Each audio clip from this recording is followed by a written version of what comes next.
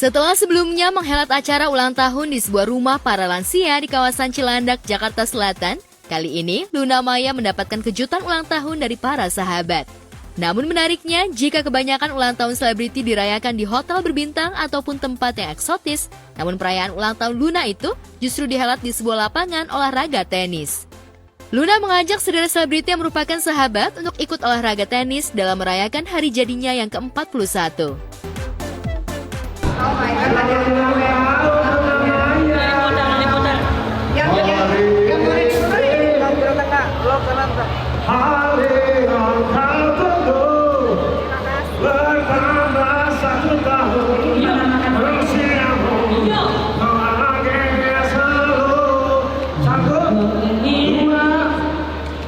Panjang tangan. Satu, dua, tiga.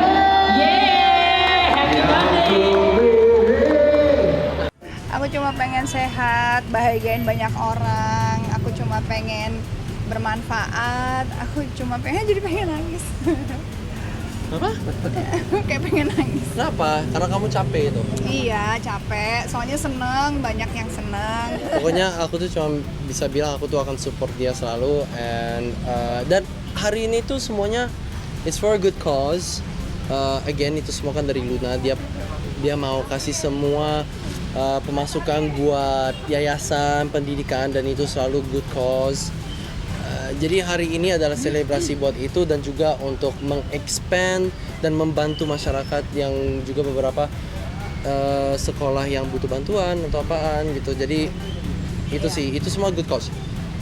Oh ya. Jadi terima kasih buat media yang sudah datang dan udah support. Seru keren ulang tahunnya. Kalau orang ulang tahun tiup lilin kan, jadi keyboard tanggal duluan. Ya walaupun kita ujung-ujungnya pegel, tapi kita happy ya. Happy banget. Banyak yang datang, berarti banyak yang sayang sama dia, banyak yang doain dia, dan terus udah gitu semua pokoknya ucapannya semoga Luna selalu bahagia, penuh berkah, dan selalu semua doa yang diinginkan dijabah Allah Subhanahu wa Ta'ala sehat.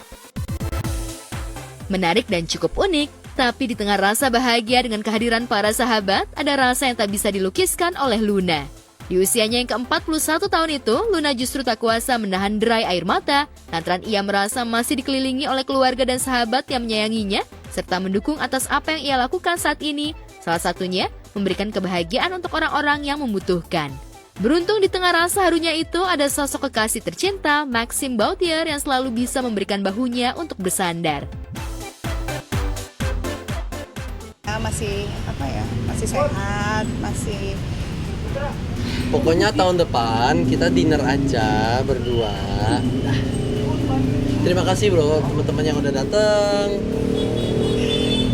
Memaknai usia Baru ya kak, mungkin di usia 40. Enggak sih, bukan masalah usianya sih, lebih kayak apa ya? Masih dicintai banyak orang. Iya gitu, lebih Still young. Bukan maksudnya masih banyak yang datang, masih banyak yang support, masih banyak yang bantuin, masih banyak yang ngucapin, masih banyak yang peduli. Jadi ya gitulah, grateful aja lah, bersyukur. Rasa syukur tak sudahnya keluar dari mulut Luna, apalagi ia pernah berada dalam kondisi yang paling bawah hingga akhirnya bisa kembali bangkit. Tentu saja perjalanan itu tak semudah membalikan telapak tangan. Butuh waktu dan tenaga untuk bisa mencapai titik seperti saat ini. Lantas benarkah meski berada di puncak karir, Luna sempat mengeluh ingin menyerah? Dan benarkah sosok Maxime yang membuatnya hingga kini masih terus berada di posisi saat ini? Di atas aku banyak banget yang lebih sukses, yang lebih bisa dibilang financially, secara karir, secara di atas aku. Cuma mungkin memang spiritnya aja kali yang kayak gitu, energik gitu. Jadi kadang-kadang aku pengen merasa lelah gitu. Dia yang ya aku sih bilang slow down ya tapi. Sukses, selamat ulang tahun untuk Luna Maya. Selamat ulang tahun buat Kak Luna Maya, sehat selalu. Makasih udah baik sama aku dan semoga diberikan rezeki yang lancar, yang banyak. Pokoknya doa terbaik pastinya buat Kak Luna Maya. Ya aku sih bilang slow down ya tapi. Nah makanya again tahun depan kita dinner aja. Nggak usah tahun depan lah, bulan depan lah. Kebut ulang tahun kamu. Oh, oke. Menjajaki hubungan ke arah yang lebih serius atau menikah, sepertinya Maxim enggan untuk berbicara banyak meski ia meminta doa kepada halayak agar semuanya bisa dilancarkan. Lantas benarkah untuk urusan pernikahan, baik cepat atau lambat, Luna tak mau ambil pusing? Amin. Ya itu again itu antara kita berdua sih. Harapannya kita akan masukin dan kita bersyukur. Masukin Nah, gimana? maksudnya kita bersyukur dengan support semua orang yang ingin itu. Tapi kan itu adalah sesuatu yang kita berdua yang kita gitu deh. Anyway, Dia nggak mau spill, dia maunya Ya dong. surprise. Yang pasti sih kalau aku sama teman-teman kan kita selalu sharing sama-sama. Mungkin kalau sekarang musimnya sudah menjadi seorang ibu, semoga Luna juga bisa menyusul aku sama Ayu Dewi, teman-teman geng Menteri Ceria. Tapi apapun itu, semoga Luna sehat, Luna bahagia, dan tahun ini apapun yang didoakan, semoga bisa menjadi kenyataan. Happy birthday, Best, love you. Nah, kita mau doain semua yang terbaik lah, apapun itu. Kan orang udah ditentuin jalannya masing-masing. Yang penting apa yang direncanain saat ini berjalan lancar, sukses, sehat, ya berkah, bahagia, begitu aja. Meski tentu saja menjalin kasih goalnya adalah menikah, tapi Luna sepertinya tak mau terjebak oleh desakan warganet. Apalagi ibunda tercinta Luna tak pernah membahas soal pernikahan putrinya meski usianya kini sudah 41 tahun. Lantas benarkah ibunda tercinta sama sekali tak pernah mendesak Luna untuk segera menikah? No, ibu saya bilang nggak usah kawin kamu. Enggak, bukan gitu sih. Emang kamu mau kawin? Bukannya enakan sendiri ya? Jadi ibu saya bukan tipe orang kayak pada umumnya orang di Indonesia yang maksain nikah. Ibu saya sangat open minded. Dia bilang ya kalau kamu mau kawin ya kawin aja, enggak juga nggak apa-apa. Ngapain nyusahin diri sendiri? Emang gampang kawin, dia bilang gitu. Di tempat terpisah, penghargaan untuk para insan komedi tanah air yakni Anugerah Komedi 4 Indonesia bakal kembali dihelat. Kegiatan ini merupakan bentuk kerjasama antara RCTI dengan Persatuan Seniman Komedi Indonesia atau PASKI sebagai bentuk apresiasi terhadap seniman komedi di tanah air. Rencananya acara penganugerahan ini akan dilaksanakan pada 26 September 2024. Intinya Anukom ini adalah buat kami di RCTI adalah salah satu ajang di mana kami perlu memberikan apresiasi yang selama ini sebetulnya ketinggalan adalah apresiasi untuk para komedian. Jadi ini langkah yang paling baik bekerja sama dengan PASKI dan tentunya dari sini kami berharap ini sekaligus membuka kesempatan regenerasinya para komedi-komedi Indonesia yang sebetulnya memang kalau kita lihat ada regenerasinya dan terlihat untuk istilahnya cabang-cabang tertentu ya, misalnya tadi menjadi komika, tapi kalau yang lain-lain kan belum. Jadi mudah-mudahan dengan adanya ajang seperti Anukom ini dan RCTI yang melakukan, semoga ini benar-benar menjadi stimulus lah. Semoga dengan adanya Anukom bisa memicu kreativitas dari teman-teman seniman komedi yang lainnya, bagaimana untuk tampil lebih baik lagi, tampil ke permukaan lebih bagus lagi, dan itu setidak-tidaknya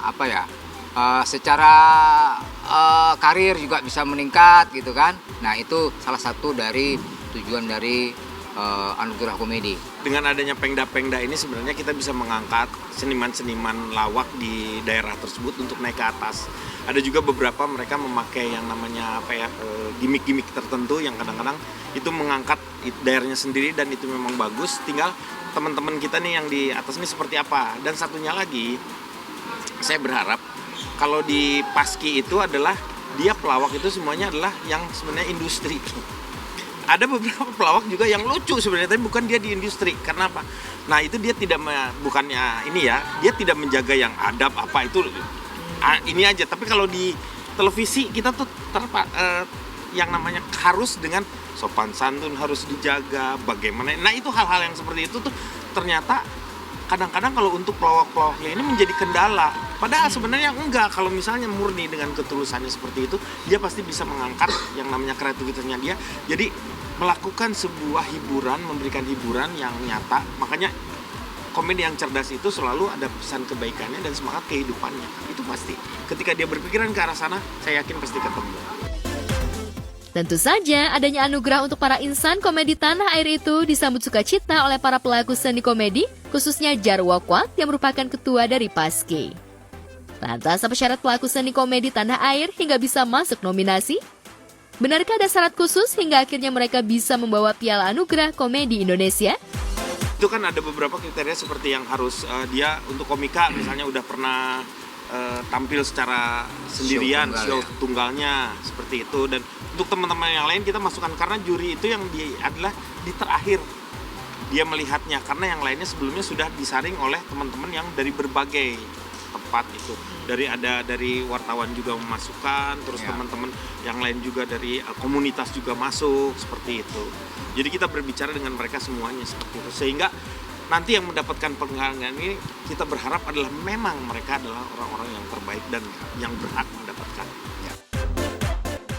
Adapun dalam kategori terfavorit terbagi lagi menjadi kategori seniman komedi pria terfavorit, seniman komedi wanita terfavorit, komika terfavorit, serta seniman komedi sedang naik daun terfavorit. Sementara kategori penghargaan yang ada dalam kategori terpilih ialah seniman komedi pria terpilih, seniman komedi wanita terpilih, komika terpilih, seniman komedi sedang naik daun terpilih. Lalu juga kategori penghargaan khusus film komedi dengan penonton terbanyak, seniman komedi legenda Paski terpilih, seniman komedi pengabdian seumur hidup terpilih, dan seniman komedi tradisional Pengda Paski terpilih. Ya, ini luar biasa anugerah komedi yang keempat dan ini kali ketiga ini juga saya masuk nominasi, mudah-mudahan menang lagi. Sebenarnya sih nggak ngejar menang atau enggaknya, tapi kebersamaan bersama Paskinya ini loh, kebersamaan dari senior-senior dan junior yang pada punya ide apa mereka tuangin bersama, justru itunya sebetulnya yang jadi inti dari acara ini tuh gitu. Jadi saya ikut senang dan ikut berterima kasih karena masih mempercayai saya untuk masuk sebagai nominasi.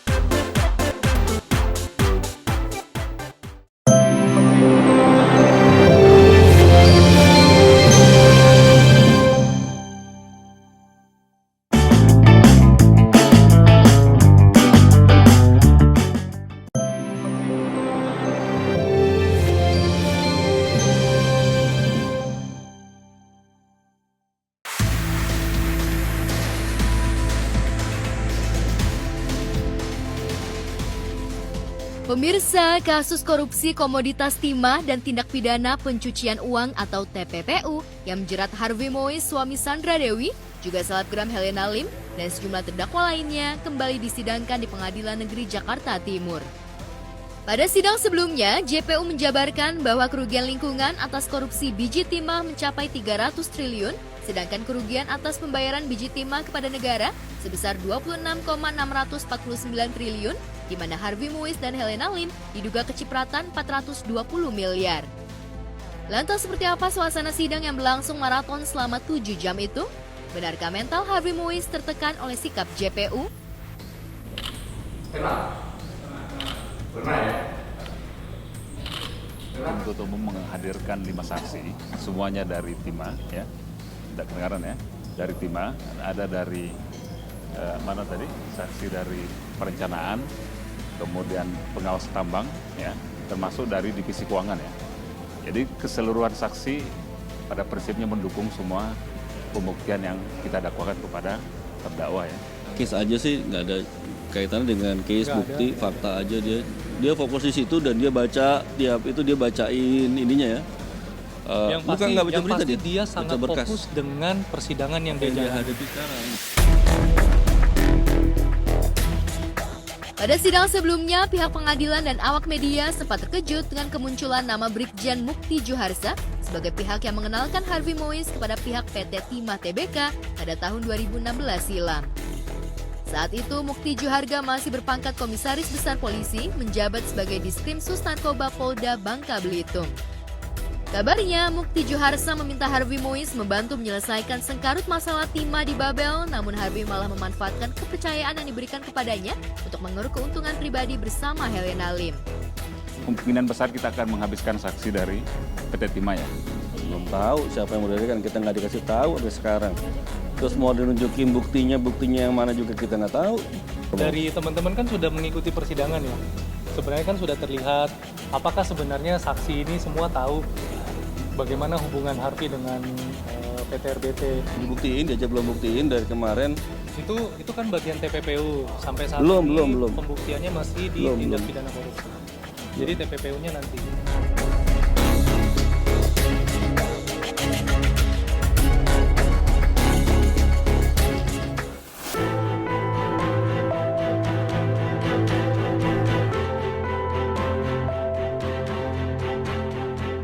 Sementara itu, kabar tak sedap datang dari ibunda Raffi Ahmad, Ami Kanita.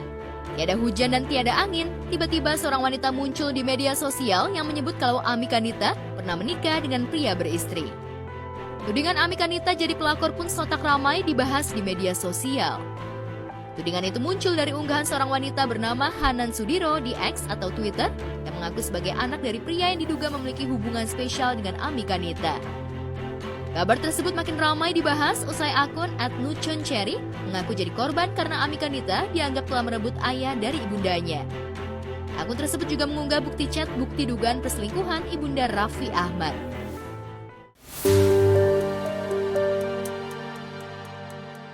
Karena pengalaman buruk tersebut membuat pemilik akun itu mengajak orang-orang untuk memboikot keluarga Raffi Ahmad. Akun tersebut juga menyebut hal memilukan itu telah merusak masa kecilnya. Another reason why you should boycott Raffi Ahmad and his family is because his mother is a pelakor. She not only ruined my family, but my childhood.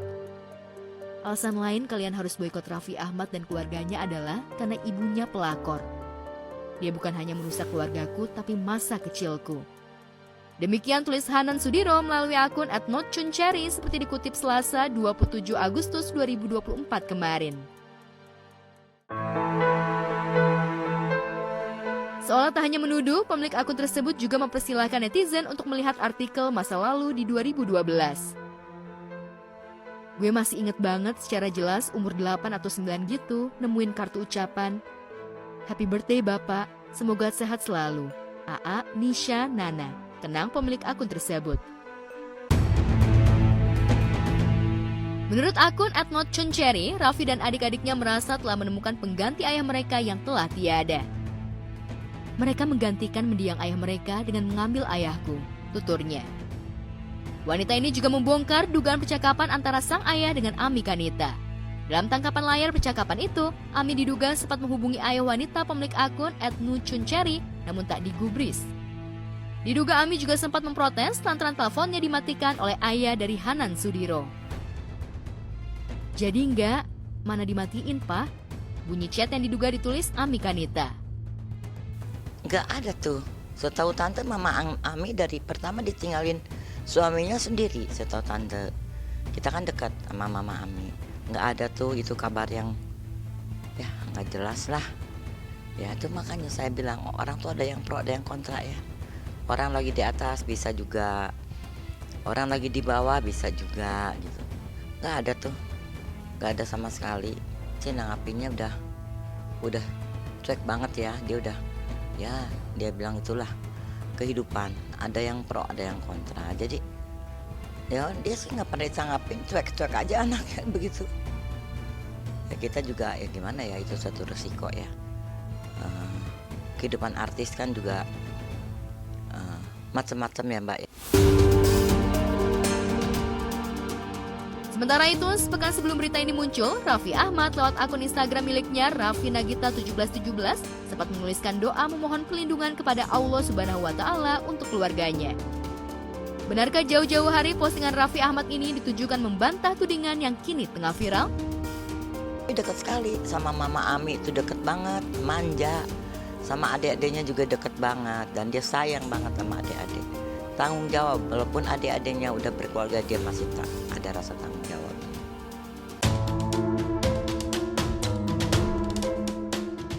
Sementara itu mengetahui hal itu lewat orang kepercayaannya, mertua Nagita Slavina itu buka suara menanggapi berita miring yang tengah viral saat ini. Lantas benarkah Ami Kanita menjadi pelakor dengan merebut suami orang? Itu mah nggak bener lah, itu mah nggak asal nggak mungkin gitu ya. Saya itu udah tahu ibu itu mah bisa dibilang miring lah itu mah. Itu nggak pernah ngelihat sama sekali, nggak seperti itulah intinya. Nggak ada kayak gituan.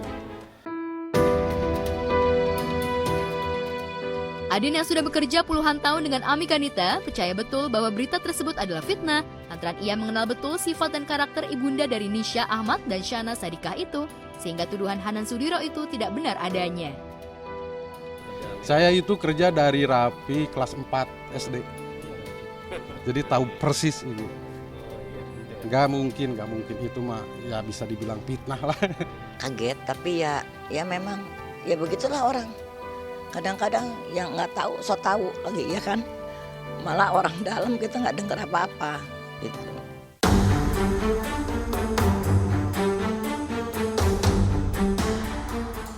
Adin mengungkapkan kalau Ami Kanita tidak akan melakukan klarifikasi atau melaporkan akun tersebut ke jalur hukum.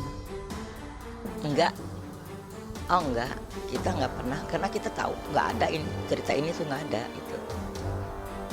Jadi kenapa mesti klarifikasi, karena memang saya kan dekat sama Ami kan.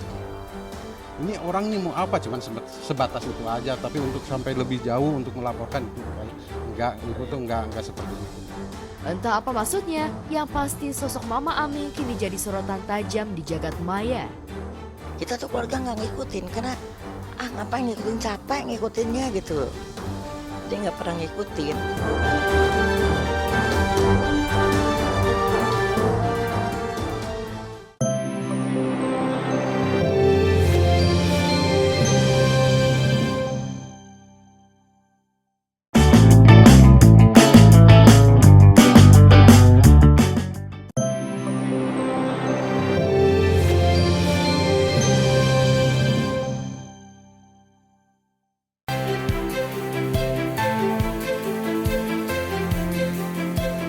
Pemirsa, Ahmad Dhani tengah berbahagia. Pasalnya bulan Agustus ini menjadi momen istimewa baginya dan juga Mulan Jamila istrinya serta Dul Jailani putranya.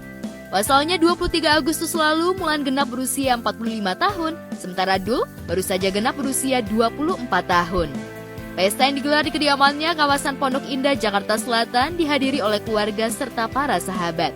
Mulan pun begitu happy lantaran bisa merayakan ulang tahunnya bersama anak-anak tercinta. Lantas seperti apa perasaan Mulan bisa merayakan bareng keluarga tercinta? Lantas adakah kado istimewa yang diberikan Dhani dan anak-anak untuk Mulan?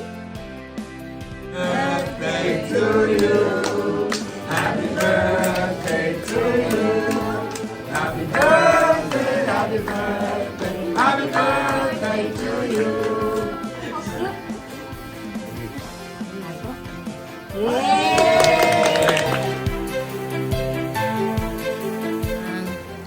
Jadi hari ini adalah hari sebenarnya tasyakuran yang dibuat sama Mas Dhani. Teman-teman yang diundang juga teman-temannya Mas Dhani. Ya senang banget gitu. Pokoknya itu semua dilakukan dengan baik tuh jadi hadiah yang terindah juga buat aku. Indah, hadiah indah.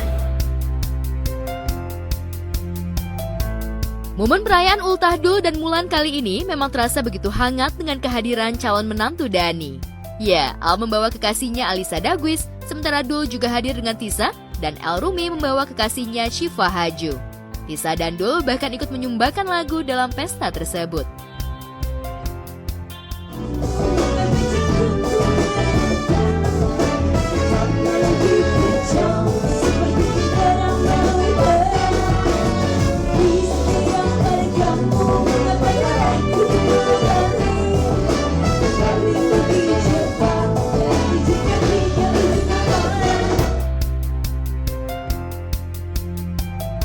Makanya kita memang kalau acara ulang tahun biasanya kita bikin acara kecil-kecilan, musik-musikan di rumah lah. Memang kita tradisinya sering bikin live musik bersama orang-orang terdekat aja. Jadi memang yang nonton ya teman-teman dekat, sahabat dekat, keluarga dekat.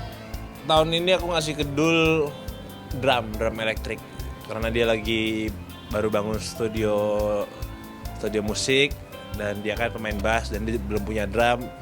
Tiap beberapa tahun terakhir itu si Dul selalu minjem drum terus ke aku. Ada ya aku hadiahin drum aja lah biar dia nggak minjem lagi.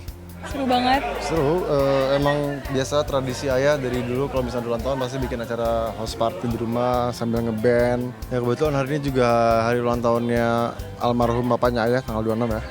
Jadi sekalian dibarengin gitu. Alhamdulillah perayaan malam ini lancar. Terus juga banyak teman-teman dekat yang datang, keluarga yang dekat juga datang. Ya alhamdulillah. Kamu senang? Senang, happy, ngeliat Dul happy. Aku juga kita senang, aku senang. Iya, disuruh ayah ya kita kebetulan emang kalau live sering bawain lagu itu, jadi ya bawain aja. Sedang ingin bercinta. Sering sih. Sering banget sih. Lagu wajib. Iya, kalau kesini otomatis nyanyiin lagu Sedang Ini Bercinta. Sebenarnya nggak kesini aja sih. Kalau misalnya kita berdua acara nyanyi, kayaknya lagu wajib ya. Ya banyak request betul. Sedang Ini Bercinta. Dan yang sering duet, yang sering latihan cuma lagu itu.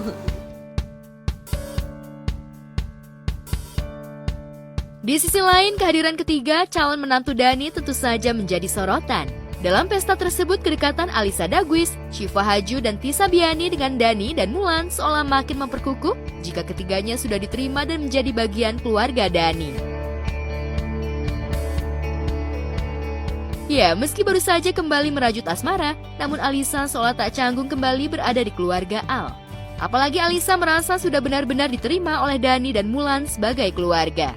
Seolah ingin memanfaatkan momen untuk menguji keseriusan Al, jika dulu Alisa yang dulu enggan meminta kepastian terkait kelanjutan kisah asmaranya kepada Al, hingga akhirnya kisah cintanya bersama Al justru kandas. Namun kali ini, Alisa seolah tak malu-malu lagi meminta kepada Al untuk segera dilamar. Lantas seperti apa reaksi Al saat kekasihnya meminta untuk segera dipinang? Oh iya, saya tunggu lamaran. Gue yang pressure nih. Enggak. Ditunggu ya. Kayaknya emang Itu game, tapi ya. tapi game cuman pertama itu kayaknya ya Dia udah feeling sebenarnya, dia bilang ke aku sumpah tadi pas mau minta, aku udah feeling, aku bakal yang itemnya. Udah feeling. Ditantang Alisa untuk segera melamar, Al pun seolah mengamini. Al memang ingin segera membawa hubungannya dengan Alisa ke jenjang pernikahan. Apalagi Al tak ingin kembali kehilangan Alisa, lantaran kekasihnya itu merupakan wanita idaman yang memang selama ini diinginkannya.